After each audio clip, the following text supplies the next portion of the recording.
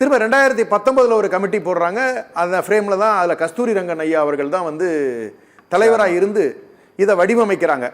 இது வடிவமைக்கப்பட்டது யாரால் அப்படின்னு சொல்லி சொன்னால், கிட்டத்தட்ட பாரதிய ஜனதா கட்சியினுடைய துணை அமைப்புகளாக இருக்கக்கூடிய 11 அமைப்புகளில் இருக்கக்கூடிய RSS நிர்வாகிகள் அனைவரும் இணைந்து உருவாக்கப்பட்டது தான் இந்த NEP 2020ங்கிறத ஃபர்ஸ்ட் நம்ம தெளிவாக புரிஞ்சுக்கணும்.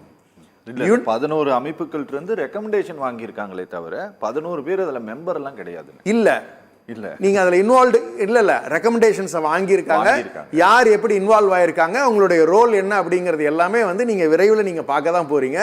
நம்முடைய பள்ளிக்கல்வித்துறை அமைச்சர் விளக்கமா ஒரு நூல் எழுதியிருக்காங்க.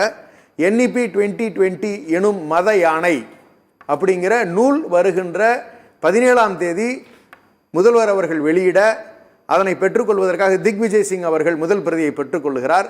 திக்விஜய் சிங் ஐயா ஏன் மாண்புமிகு முன்னாள் முதல்வராக இருந்தவர், அவர் வருவதற்கான காரணம் இந்த கல்வி பார்லிமெண்ட்ல இருக்கக்கூடிய எஜுகேஷன் கமிட்டிக்கு, கல்வி குழுக்கு அவர் தான் தலைவராக இருக்கார். ஓகே.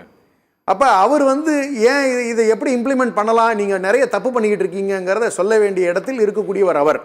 அப்ப அதே மாதிரி கோபால கவுடா சீஃப் முன்னாள் சுப்ரீம் கோர்ட் நீதிபதி அவர்களும் கலந்து கொள்ளவிருக்கிறார்.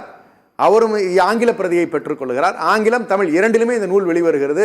அந்த நூல் வெளிவரும் பொழுதுதான் இந்தியா முழுக்க இந்த நேஷனல் எஜுகேஷன் பாலிசி எப்படி உருவாக்கப்பட்டது, இதில் இருக்கக்கூடிய தவறுகள் என்னென்ன, ஏன் இதை தமிழ்நாடு அரசு ஏற்க மறுக்கிறது அப்படிங்கிறது தெளிவாக நமக்கு தெரிய வரும். இது பாயிண்ட் நம்பர் 1.